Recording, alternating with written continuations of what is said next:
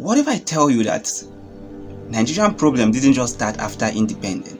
They were designed long before 1960. And wait for a minute, who designed it? What happened next will surprise you. Let's go back to 1914. A British colonial officer named Frederick Lugard did the unthinkable. He did what will forever shape the future of Nigeria. The northern and southern protectorates shall be one, unified as Nigeria from this day, 1914.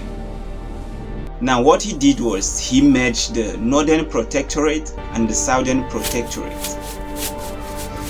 No referendum, no consultation, no plan of unity, only one goal: economic convenience for Britain. Now think about this.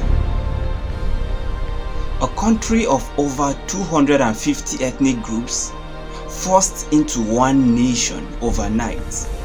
No shared identity. No common vision. That wasn't nation building, that was a national disaster.